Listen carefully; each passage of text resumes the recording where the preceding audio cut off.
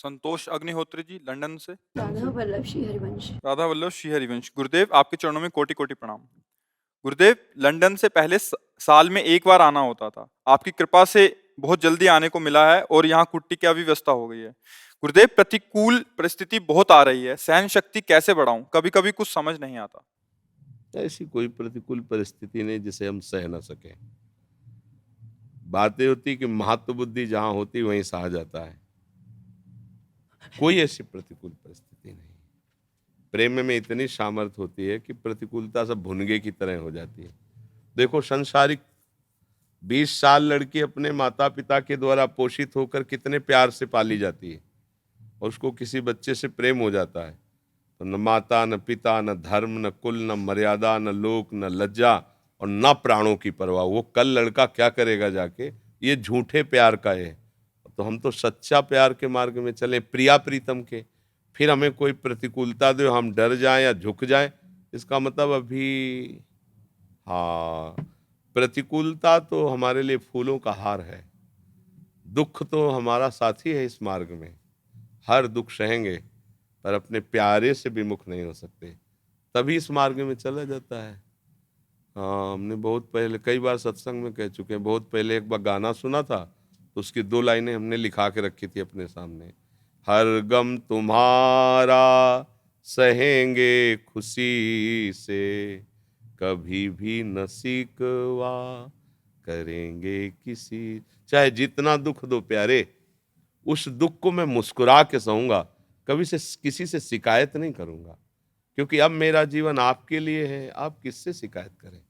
दिल दे के दिलवर से क्या बातें करें? वो तो हमारे दिल के स्वामी, वो खुद जाने क्या होना है क्या नहीं। प्रतिकूलता तो हमारे लिए उन्नति का लक्षण है। दुख हमारा सगा भाई की तरह सुख देने वाला है। अब हमें परेशानी क्या रह गई? अनुकूलता गिराने वाली काई है, सुख फंसाने वाला दुश्मन है जो हमें प्रभु से विमुख कर देगा। ऐसे दुश्मन और काई को हम क्यों चाहें? हम तो प्रतिकूलता और दुख को चाहेंगे जो भगवान की तरफ बढ़ावे। तो डरने की तो कोई बात ही नहीं है। हाँ, मस्त और श्यामा श्याम कोई व्यक्ति तो है नहीं कि पता नहीं हमारी बातें जानते हो कि न जानते हो। तो सबके हृदय में बैठे हैं, सबकी बातें जान रहे हैं। सच्चाई से उनसे अपनापन करोगे, वो हर प्रतिकूलता को अनुकूलता में बदल देंगे। हर प्रतिकूलता को, कोई भी प्रतिकूलता ऐसी नहीं है। जैसे देखो, सबसे बड़ी प्रतिकूलता शरीर में कोई रोग हो जाना होता है। किडनी खराब है दोनों, कितनी भारी प्रतिकूलता है। डायलिसिस होता है। जैसे तुम्हारी मर्जी प्रभु। बराबर ऐसा नहीं कि हम लेट जाएं जाके, दिनचर्या चल रही बराबर। क्या करेगी प्रतिकूलता? हमने मृत्यु को स्वीकार कर लिया, इससे बड़ा दुख क्या होता है? जिस दिन बुलाओ उसी दिन तैयार। हमारी बेग हर समय बिल्कुल चैन लगी है। आप बोलो बस, छोड़ो प्रपंच, चलो श्री जी के पास। बस यही करने के लिए तो वृंदावन आए हैं। यही करने के लिए तो हम प्रभु का भजन करते कि हमारे प्राण छूटे और भगवान मिल जाए, प्रभु मिल जाए। क्या परेशानी? देखो, सहना तो वैसे ही है। ऐसा नहीं कि जो भगवान का भजन नहीं करते उनको सहना नहीं पड़ता। देखो ना कितने भयानक दुख है, सब सहते हैं। रो रो के सहते हैं, चीख चीख के सहते हैं। अपने लोग मुस्कुरा के सहते हैं। प्यारे के द्वारा दिया हुआ हर विधान हमारे लिए उपहार है, मंगल है, हमारे लिए लाभ है और परम लाभ है। श्री जी का बल है श्री। तो हमें डरना नहीं चाहिए किसी प्रतिकूलता से। मस्ती हमारी श्री जी है ना, हमारे लाल जी है। हिमांशु जी मध्य प्रदेश से। गुरुदेव आपके चरणों में दंडवत प्रणाम। गुरुदेव, मन में काम क्रोध लोभ आते हैं तो कभी मन में भजन करने की लालसा होती है। अगर अंत समय में भी मन की यही स्थिति रही तो क्या हमें श्री जी की सेवा प्राप्त होगी? यही विचार करके समेटो अपने मन को। यही विचार दृढ़ रखो और समेटो अपने मन को। मन में, दुकान में, जैसे बाजार में जाते हैं तो बहुत सी दुकानें, बहुत प्रकार की दुकानें, पर हमको लेना क्या है? जिन सामान को हमें लेना होता है, जिन दुकानों में होती है, हमारी दृष्टि वहीं जाएगी। तो क्या, और तो जाना नहीं चाहिए। अब ऐसे थोड़ी पूरी दुकानों में आप खड़े होकर मोल भाव पूछते हैं। आपको जो वस्तु चाहिए वही नहीं, पूरी दुकान लगी, कहीं मांस बिक रहा है, कहीं सब्जी बिक रही, कहीं कुछ। ऐसे ही मन हमारे सामने पेश करता रहेगा, क्योंकि पूर्व से हम बहुत गलत रहे हैं, भोग भोगे हैं, तो वो सब बातें पेश करेगा आपके सामने। अब आपको क्या लेना है? जो लेना है वो स्वीकार करो, नहीं लेना है तो आप डिलीट करो, राधा राधा राधा। अस्वीकार कर दो, वो संस्कार नहीं बना पाएगा, वो नष्ट हो जाएगा। तो अंतिम समय तक आप प्रयासरत हैं और सफल नहीं हुए तो सफलता भगवान देते हैं फिर। और अगर आप प्रमाद करके, प्रमाद माने होता है मनमानी करके, तो फिर अवश्य में भोक्तव्यम कृतम कर्म शुभाशुभम। शुभ और अशुभ दो प्रकार के कर्म हुए, अब आपको उनको भोगने पड़ेंगे। और अगर आप प्रयासरत रहे हो, सफलता नहीं मिली है, तो आपको भगवत प्राप्ति हो जाएगी। काम क्रोध नष्ट नहीं हुए लेकिन आप प्रयासरत रहे हो, आप जले हो, तो परिणाम अच्छा निकल आएगा। और आप हर्षित होकर के पापाचरण, सुख भोगने की लालसा, तो फिर भगवान वो अंदर के फाइनल को देखते हैं। जैसे चूक हो जाना अलग बात है, अपराध हो जाना अलग बात है। चूक को प्रभु क्षमा कर देते हैं, अपराध को भोगना पड़ता है। रात न प्रभु चित चूक किए की, करत सुरत सै बार ही की। प्रभु हृदय की देखते हैं कि इसके मन में नहीं कि मैं पाप करूं, पर कुसंगवश हो गया, गलती हो गई, तो प्रभु क्षमा कर देते हैं। अब उत्साह पूर्वक गंदी बातों का प्रोत्साहन रखकर आप कार्य करें तो फिर भोगना पड़ेगा, वो फिर क्षमा नहीं होता, वो अपराध माना जाता है। तो अभ्यास करो।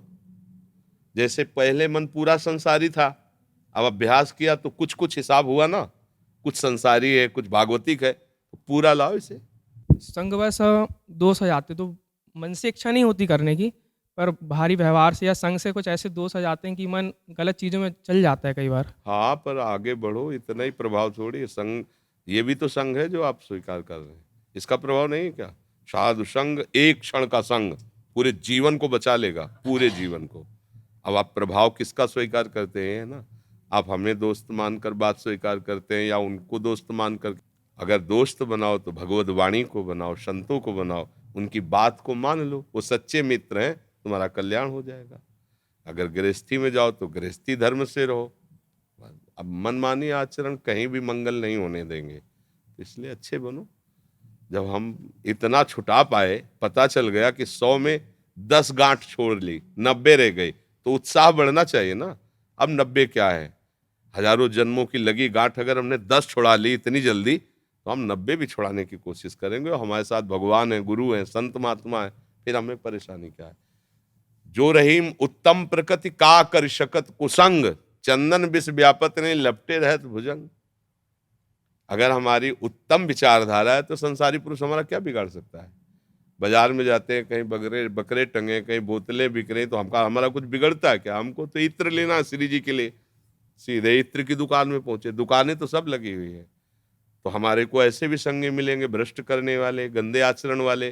राधे राधे, तुम अपने मार्ग जाओ, अपने मार्ग जाओ। थोड़ा गंभीर और मजबूत बनना चाहिए, बिना पेंदी का लोटा नहीं होना चाहिए, जिधर धक्का लगे उतने लुढ़क गया, ऐसा साधक ऐसा नहीं होता। थोड़ा मजबूत कदम रखिए कि तुम चाहे 100 प्रकार से प्रयास करके देख लो, हम अपनी निष्ठा से नहीं डिगेंगे।